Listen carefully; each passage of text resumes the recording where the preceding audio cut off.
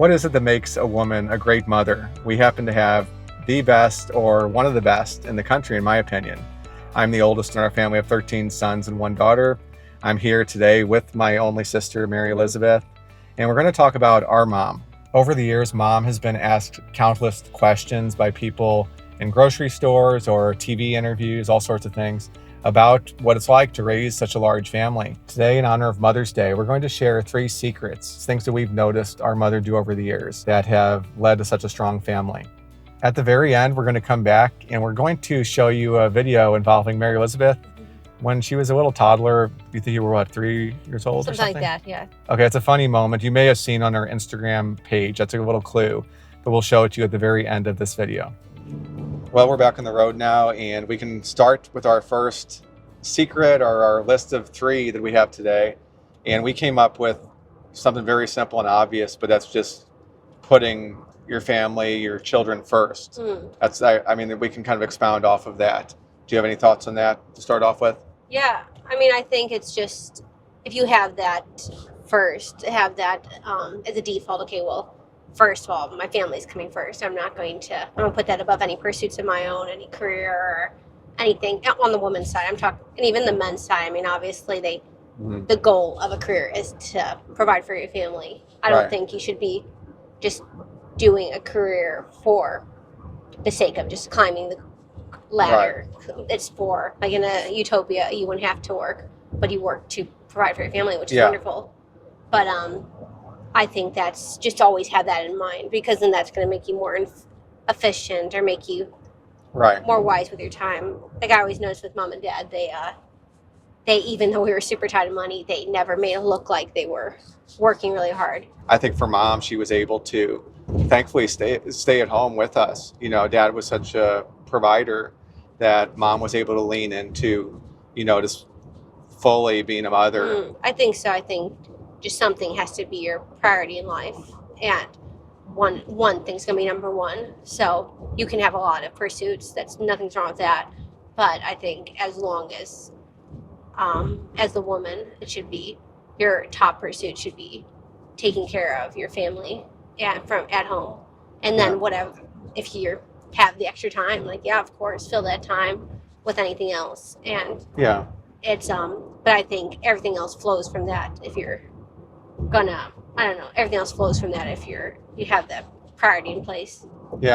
I love the Proverbs 31 description of an ideal woman.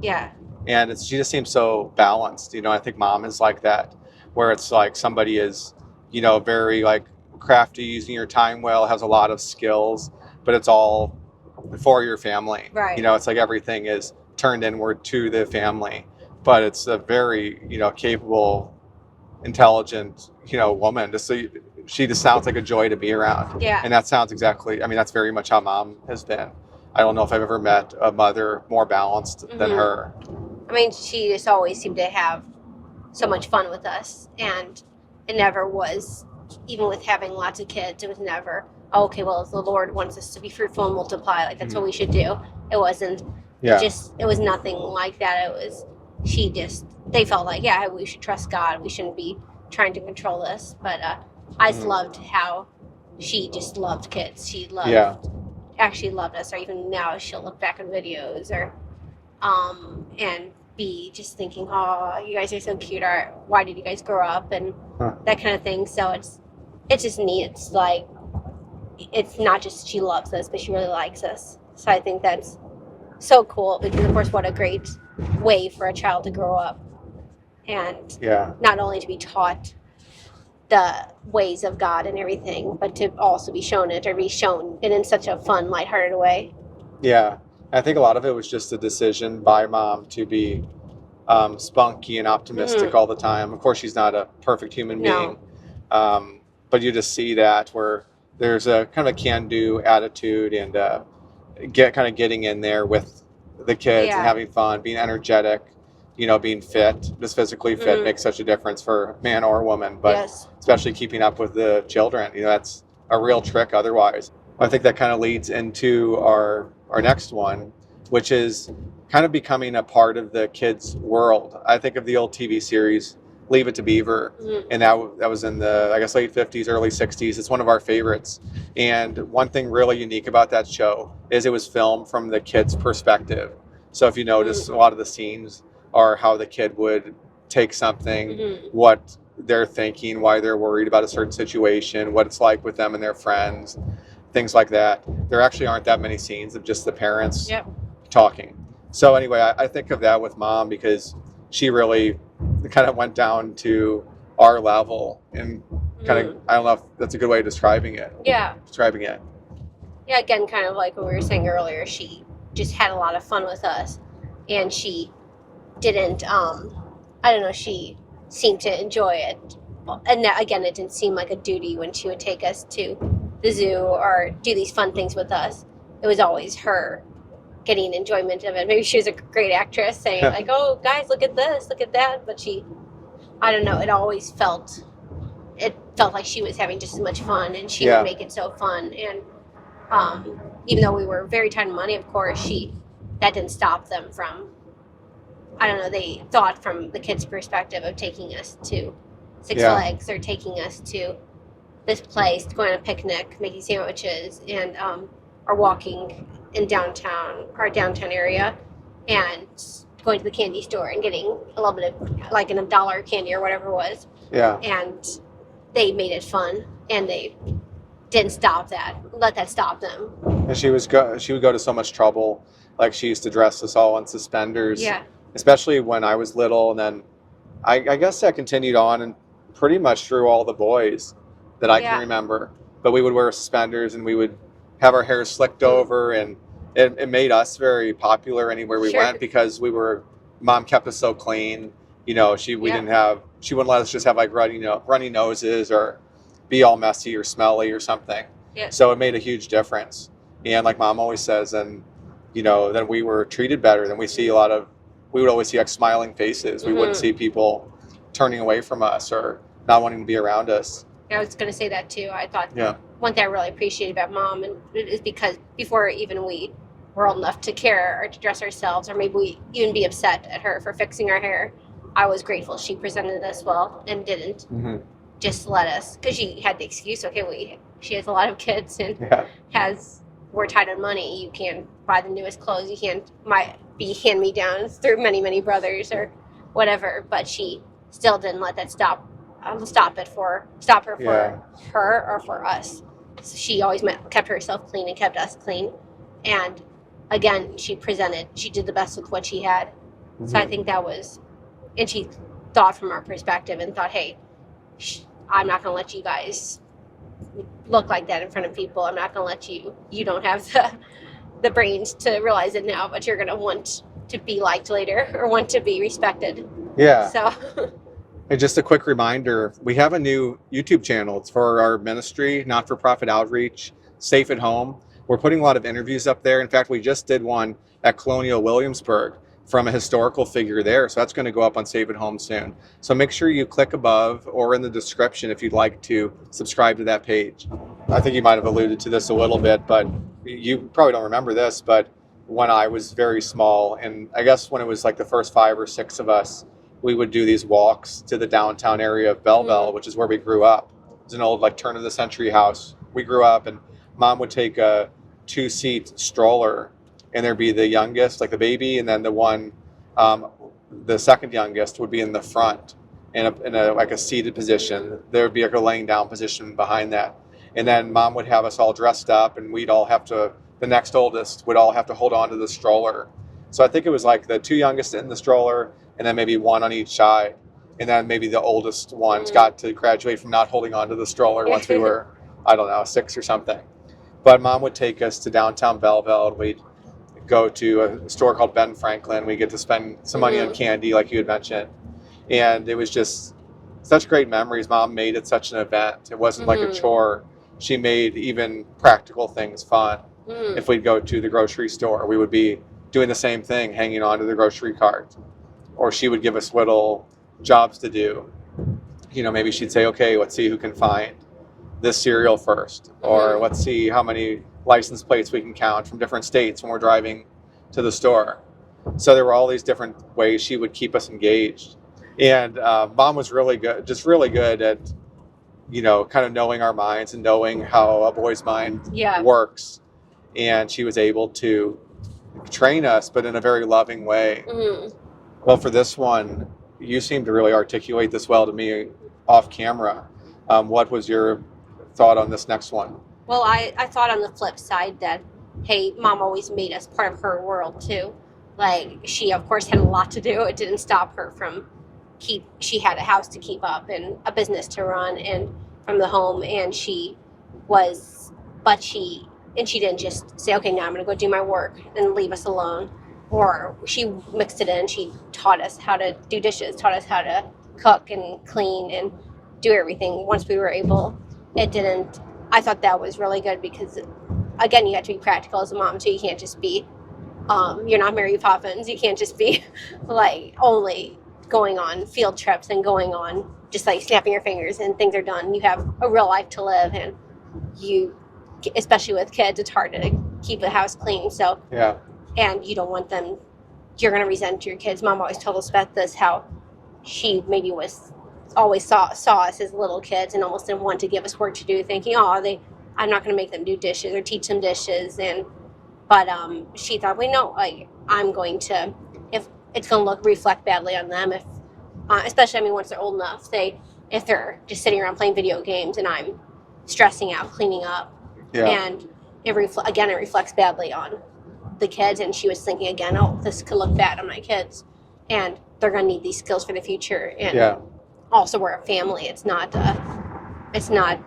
of course, teach everybody to be a part of a team and all that. So I thought that was really neat too, because she's very practical. So and you have to be as a mom. So I love that, how she worked us into that too and taught us skills and all that, and still managed to get all her stuff done too. And I know she always talks about it. It was hard at first because obviously it's faster. She just does it herself. It doesn't have to teach a little dumb kid who does it slowly, and you have to repeat how to do it multiple times. But she knew, again, for the long term, this is better for them to know how to do this. And in turn, you get some helpers too. So yeah, I remember when I don't know what age it was, but when I was very young, mom would have certain tasks we would do. At some point, I remember mom had us start helping with things like cleaning the bathrooms or doing dishes, things like that. And I think it was really good for us. Regardless of whether we as men or future providers would be doing that as much long term or not, it was a really good skill to know, because there are times when you're going to be living alone for a while before you're married, or maybe it's like right now I live with a few of my brothers. So those are things you need to know how to do just as a guy. And it's also just a good, humble skill to learn, to do those basic things and to know what mom does every day too. Just to appreciate that, hey, she's just a person. Mom got us thinking as a team early on, long before we had the actual softball team. We thought of ourselves as this unit that would work together. And we were so tight on money, but we never, I've said before, if you've watched for a long time, but we never felt poor. It was more, in hindsight, I look back and say, wow, we were so tight on money. Wow, that was almost unthinkable now. And of course, many people had it way, way worse. I'm not trying to trivialize people who are actually in poverty in a third world country or something. But yeah, it was very tight. Even there's so many of us too. Yeah, there's a lot of us, but it was very much worth it. It wasn't. They did such a good job because they made us rich in the things that actually mattered. And mom, of course, being there every day with us while dad was working during the day. She just made it such a warm atmosphere, and she would have things we do together, and we weren't allowed to have resentment or any bad attitudes. She had such a short leash on that, where she would teach us the right thing, be firm, but then, kind of transition quickly to forgiveness and kind of giving each other a hug or shaking hands. And then she would help guide us to the next fun thing or the next thing we should be doing instead. One quick story that relates to that. There was a good friend of mom's who was this woman was a very new mother at the time. I think she had a young boy, and they were at an amusement park of some kind, hanging out together with some of us, I guess, and her children. And this lady's boy was on this little merry-go-round or something, just like a little kiddie ride. but the child was kind of uneasy and not completely enjoying himself. And he was making like this face. It was just kind of cracking this mother up, I guess. She was just kind of saying, oh, like poor guy, like kind of laughing a little bit. So all this child saw was her laughing a little bit as he was like unhappy and she wasn't saving him from this ride. And mom, our mother, commented, oh boy, when he comes off, he's going to come up and hit you. He's going to be mad at you. And she looked at my mom like it was the most horrible thing. Like, what? My child hitting me? What do you mean? and when the ride ended, sure enough, the child like ran up to the mom. The mom said, oh, like, honey, are you okay? And he went up and just like hit her. And the woman just couldn't believe, like, how did you know that, Mom? How in the world did you know my child was going to do that? But by then, Mom had known, especially little boys, so well that she knew, oh, I know that expression. Like all he thinks in his little kid mind is, my mom is there laughing while I'm in distress on this ride I don't like. And so, of course, he's going to be angry. But she wasn't reading all those subtleties. Yeah. And mom has done that so many times, and that's just one example. Mm-hmm. Oh, yeah. I mean, it's just so cool how, again, she's so baby crazy, and she's still, even after having 14 of her own, she was still thinking, oh, like, I think she still misses it. She misses the little kid stage, or would have had more. It's truly just being in love with kids and loving the way they think, and I think it's just so cool. Like, God must have put that in her, too, for the kid, having so many kids to be able to handle it, because it was a lot of work. So, but I don't know, I think it's just so neat, very affectionate. I think it's made all of us super affectionate to kids, and we all love kids and want to have big families, I think, and it's just so cool. I think it's just wonderful. Yeah, I always thought mom and dad did such a service to us, being such examples, and I never want somebody out there to think like, as if like, oh, this is just like perfect for some reason, or like we had so many tough times. We continue to have very challenging times as an adult close family, but I think mom just approached it with such a joy and an optimism and kind of a can-do-ness, that it was contagious, and soon we would act that way, and we would see how much she valued children and babies and got a kick out of them and just kind of lived for them. That I think it was passed along to us, because even the guys are just baby crazy in our family. Yeah. So it's like the perfect atmosphere to have kids around. Oh, yeah.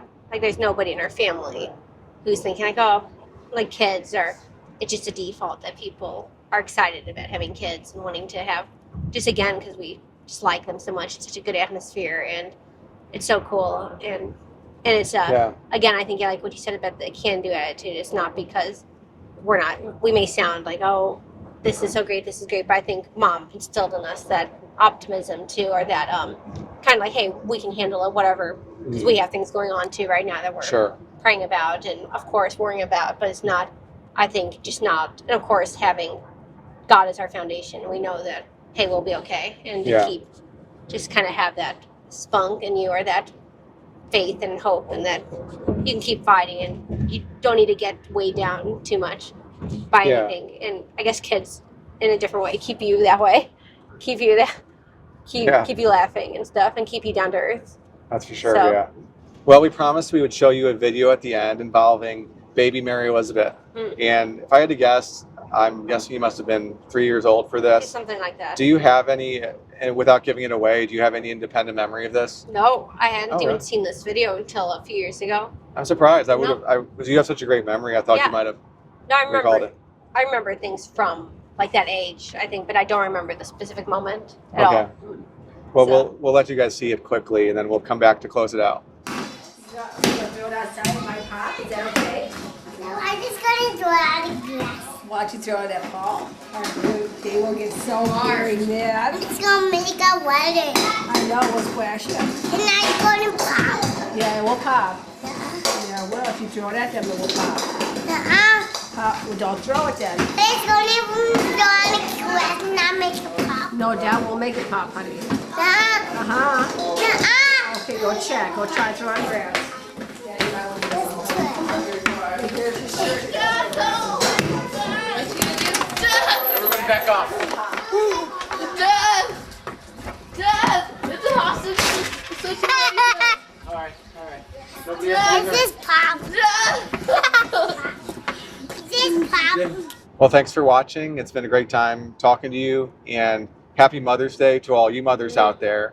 It's a really special day. It always kind of marks the beginning of spring for me in my mind. Enjoy our other videos. We have many for free. We also have members only videos that we just released recently. So click above if you want to become a FamTeam member.